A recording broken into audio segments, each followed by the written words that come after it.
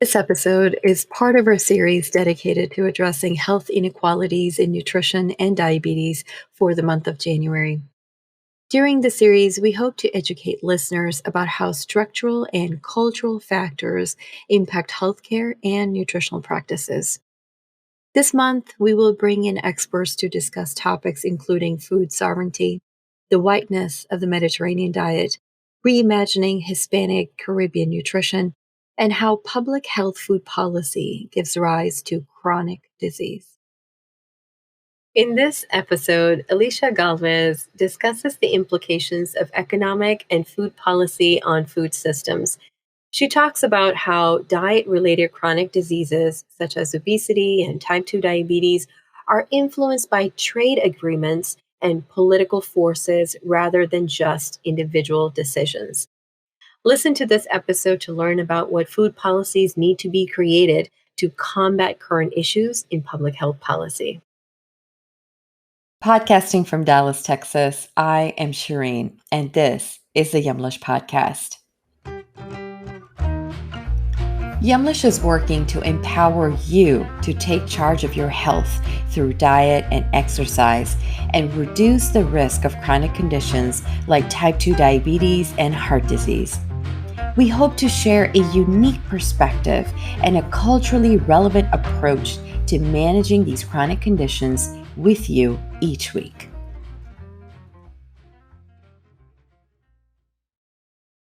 Alyshia Gálvez is a cultural and medical anthropologist. She is professor of Latin American and Latino studies at Lehman College and of anthropology at the Graduate Center of the City University of New York. She's the author of Eating NAFTA, Trade, Food Policies, and the Destruction of Mexico, on changing food policies, systems, and practices in Mexico and Mexican communities in the United States, including the ways they're impacted by trade and economic policy and their public health implications. Welcome, Alyshia. Thank you so much. It's such a pleasure to be here. And pleasure's absolutely mine. Alyshia, how did you become passionate about public health and medical anthropology? It was sort of a circuitous journey. I started out, I would have to say, really, my political and social formation growing up in California had a lot to do with the ways that our community and our nation were treating Central American migrants at the time. Even though my family doesn't have Latin American ties, I was part of communities that were working to serve the refugee community from Central America. And that really helped shape my understanding of human rights and the relationship between the US and Latin America. And being so close to Mexico, growing up in California, it was, I was very exposed to Mexican culture and appreciative of Mexican culture. And so later, as an anthropologist focusing on migration and human rights and immigrant rights, I developed very strong ties with particular communities, particularly in the state of Puebla. And it was there that I began to observe the changes between the late 90s and today, in which a lot of people began to experience chronic disease. And that really led me to ask myself what was happening in these communities that had historically been places where people ate a lot of fresh, farm-produced food, to suddenly have this epidemic experience of chronic disease. And so that was kind of how I backed my way into public health and medical anthropology, really from having very strong ties to communities that were impacted. How have social ideologies shaped the definition of what we call healthy foods? Well, I think this is something that I find very mysterious, actually. Maybe you can tell me the answer to that question. It's something that I think we all need to try to figure out, because there's a very paradoxical thing that's happened where a lot of people who migrate, to the United States or have grown up in the United States, belonging to cultures with very powerful culinary traditions, have somehow been given the idea that they're ways of eating are incompatible with good health. And that to me is tragic, but it's also very strange because the data that we have is actually the opposite, that when people come to the United States or they're exposed to the so-called standard American diet, which has the unaccidental acronym SAD, that it has negative impacts on health. And so it's very strange that people who, historically in their communities of origin don't have long histories of exposure to chronic disease, suddenly come to think of their own foodways as somehow being incompatible with health. And so I think that is an example of social ideologies. I think white supremacist thinking, social hierarchies that privilege, Eurocentric, white, middle class patterns of food and health maintenance tend to denigrate whatever, immigrant families do or people of color do. If you look at, there's some incredible documents from the 1920s in which social workers are bemoaning the attachment that Italian immigrants have to tomatoes and talking about how, those Italians and their tomatoes, it's just such a giant health problem. How are we going to teach them to eat fewer tomatoes in the interest of their own health? And it's absurd. If we think about it from the health perspective, because obviously tomatoes are wonderful for health. But the way we can understand it is that Italians at the time were racialized, they were stigmatized. And so anything Italians did was considered bad. And so now we have sort of the same thing happening. And it's really quite sad because there are so many traditional foodways that people bring with them to the United States that are so much better than, the way that most of us eat in this country. So, what are the implications? How have these constructions of health really translated into food policies created by medical and government institutions? Well, I think what happens is that it's very clear that if you want to really push the needle on chronic disease, if you want to really address issues like diabetes, at the population level, type 2 diabetes, it really requires an attention to social inequality. When people have greater access to healthcare, when they have greater access to the economic needs of life, when they have reduced exposure to trauma and violence, they tend to have lower rates of diabetes. Type 2 diabetes rates go up with social inequality, with exposure to globalization. There isn't a public appetite on the part of policymakers, government institutions to really address issues like poverty. Those are pretty difficult issues to address. It's a lot easier and it's a lot cheaper to simply tell people, wag a finger and say that people should get more exercise or, eat better, or to even invest in nutrition education, which very often reproduces this notion of individual responsibility as the be all end all of addressing chronic disease. And while there's certainly a role for people to be, empowered to do what they can in their own lives and to maximize their health, that's a wonderful message when it's done in an empowering and supportive fashion. I think there's something really much more sinister going on, which is a lack of appetite on the part of policymakers to address the tough issues and just try to offload it onto individuals because that deflects the blame from their own participation and creation of the structures of inequality that produce large-scale health disparities. And some of those would be like social determinants of health. Exactly. Type resources. Okay. Yes. Can you talk a little bit about your book, Eating NAFTA, Food Policies and the Destruction of Mexico, and what current issues exist in public health food policy today? Sure. Thank you for the question. As I mentioned, I kind of backed into this project because I was really interested.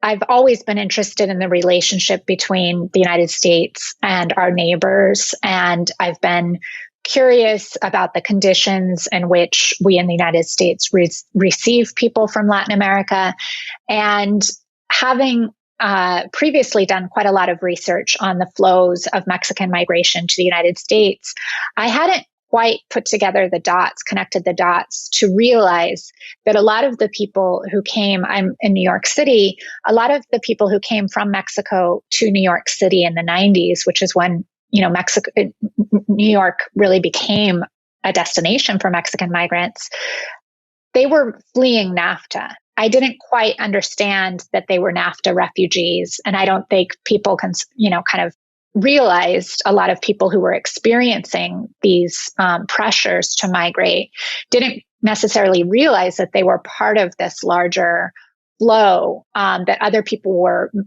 making the same decisions as they were at the same time.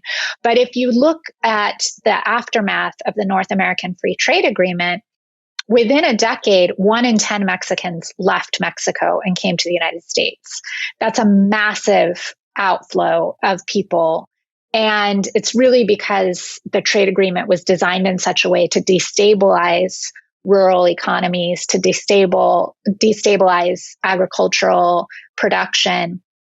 And while the eventual goal was to kind of quote unquote modernize the Mexican economy and bring people into manufacturing and other kinds of economic participation, that didn't quite fulfill its promise. And really what did happen was people just got pushed out. And so because we didn't adequately plan for that, we didn't allow for human mobility, even though we could have anticipated that it would have happened.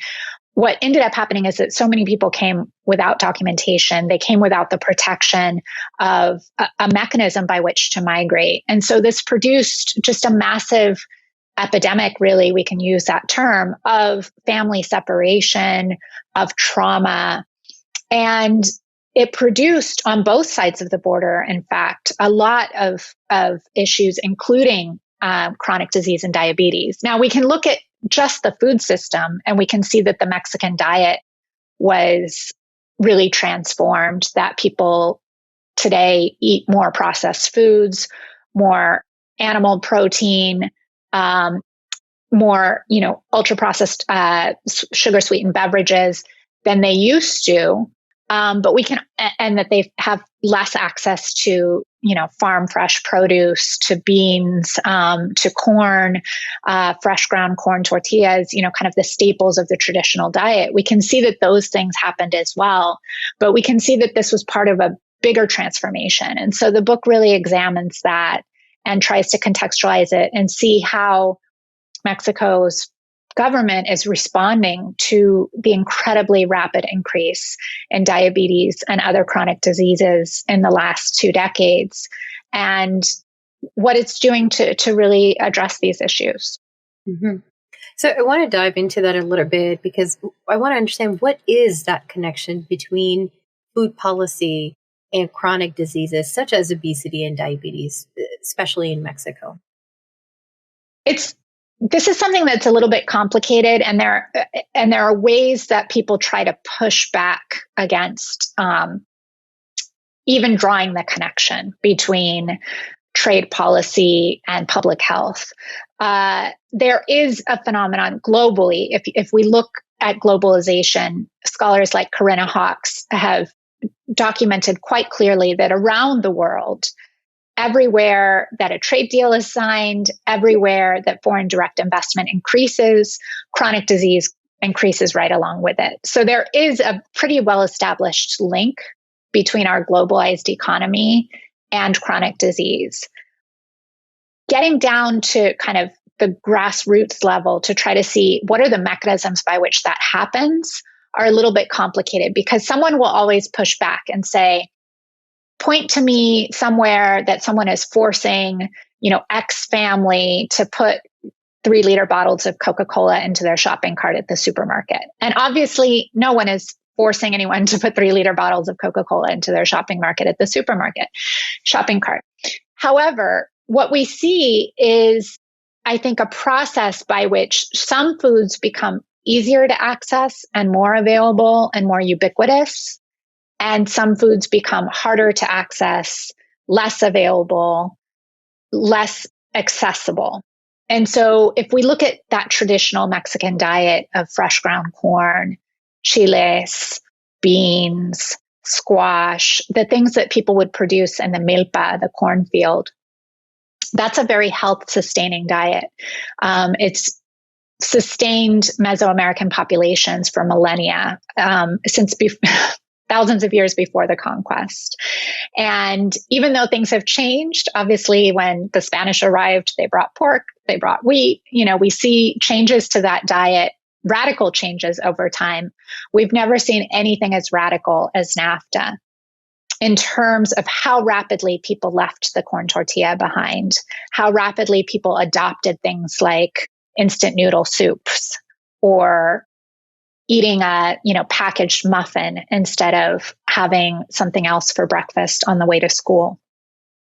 And so it's not that there's an immediate switch that people suddenly decide to eat differently, or people suddenly are more sedentary, but there's an overall shift in all of society that brings certain things into reach and takes other things out of reach.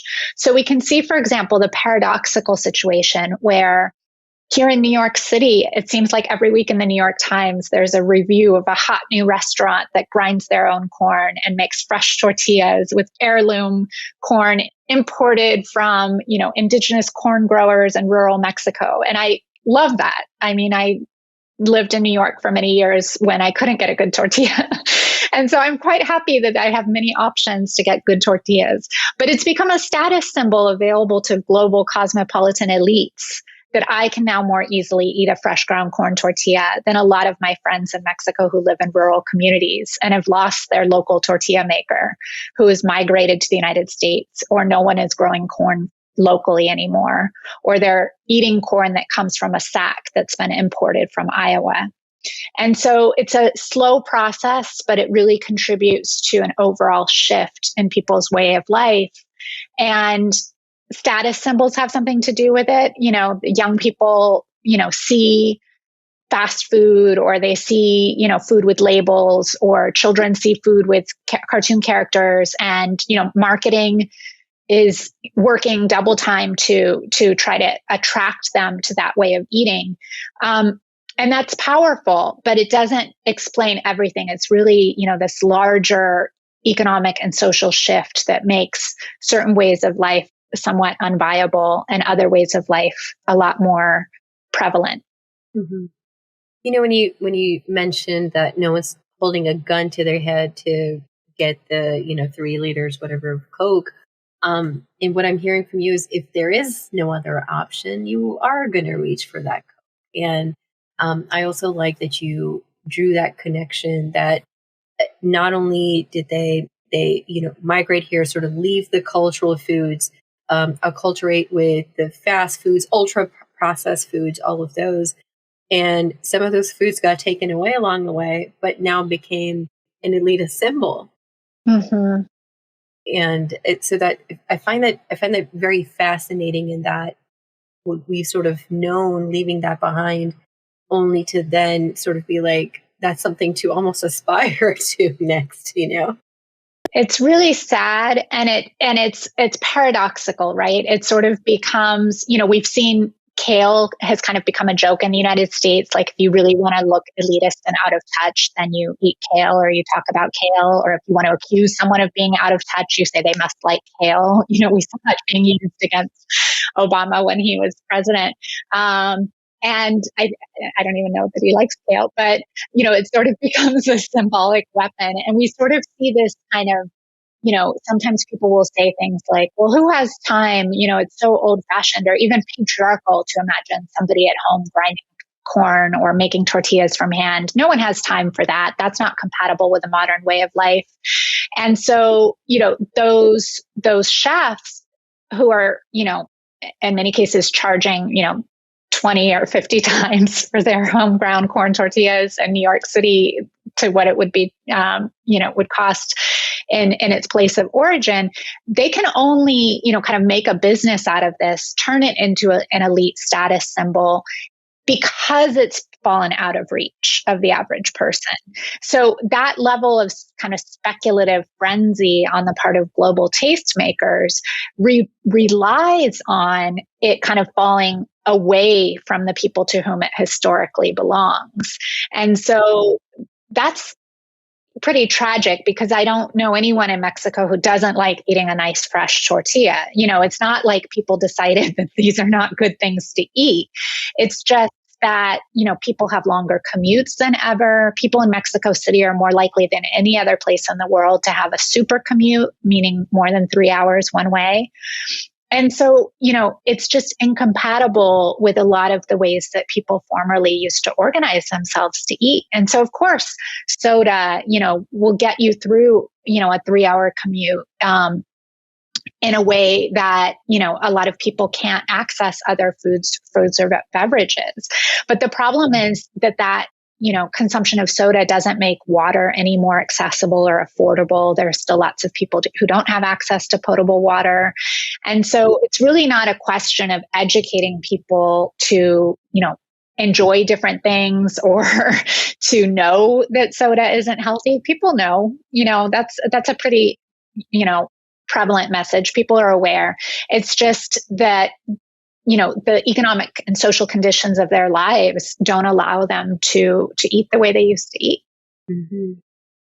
You mentioned earlier about this shame game, right? So although it is well documented that racism and other social stressors can trigger metabolic immune pathways that lead to chronic conditions, healthcare systems have a long history of assigned individual responsibility for diet-related diseases. How can we reimagine chronic disease to examine larger economic, political forces rather than blaming the individual for their nutrition? This is a great question. I think that's actually the biggest question we can ask ourselves as a society, because it's not just with healthcare, it's with everything. Our brains have been infected by marketing slogans. And one of the marketing slogans that has been most kind of insidiously available to us in this society is that we are autonomous individuals who move through the world, making choices, exercising our freedom. And what this does is it kind of takes away the pressure both from our public sector to ensure that we all have access to the resources needed to survive and thrive. But it also takes the onus off of private corporations for what they do to give us health damaging, if not deadly, products, toxic and sometimes, health damaging products. And so what happens is, you can see the soda companies, for example, saying things like, we have, good for you and fun for you products. So if you want soda, you can have soda, but if you don't, we also have water, or we have 0-calorie soda, or we have juices or vitamin waters, or, there's this vast product diversity that urges us to see the solution to any health problems we have in the marketplace. If I am damaged by making that choice, let me make a different choice in the marketplace, in the supermarket aisle, in the shopping cart. And what that does is it continuously draws our attention away from the larger structural conditions, which all of our research shows play the lion's share role in shaping our well-being and our life expectancy. And so we just have to continue fighting that wherever it occurs. And it's really difficult. Instagram, Facebook, they're continuously kind of giving us choices. You can click on this, you can like that, you can not follow this person, you can choose not to follow that person, you can subscribe to this, subscribe to that. And so it's this, messaging about individual choice. And if you're unhealthy, the corollary of that is that, well, you must not have made good choices. And so we blame ourselves, and we have this tremendous stigmatization that happens when people have anything that can be classified as remotely, quote unquote, diet related. We blame ourselves. We blame those who are sick for having the illnesses that they have. And so we really have to come back to the structural every time and just see how can we better orient our society so that everyone can survive and thrive. Mm-hmm. And so where do we go from here? What nutritional policies related to diabetes and obesity, chronic diseases as large, would you like to see created or even modified? In this country, we are still subsidizing. We're giving billions of dollars a year every year to corn growers to grow, not corn that we can eat, not nice, summer sweet corn that you put butter on, but industrial corn that goes largely to animal feed, to starches and sugar, sweeteners, sugar substitutes, cookies and crackers, and all of those things. We subsidize soy and we subsidize wheat. Why are we not subsidizing fruits and vegetables? Why is a pound of grapes sometimes the most expensive thing in a shopping cart? That's a policy choice. And I think if we actually want to address diabetes and obesity, we should just either eliminate subsidies entirely, if in the interest of quote unquote free market economics, actually allow things to cost what they cost. And that would drive up the cost of processed foods, but it might bring down the cost of other things. Or we flip the subsidies and put them in areas that are health sustaining instead of helping industrial food corporations and animal processors. Flip the subsidies so that if you're growing broccoli, you get a subsidy, and that therefore your broccoli is going to be really affordable when it hits the shelves of the supermarket. Your apples and your grapes and your chiles and your beans, and make all of those things affordable. A universal basic income, better food benefits that are accessible to all, irrespective of immigration status. All of these things, we're a country that really doesn't see access to health or access to food as a right.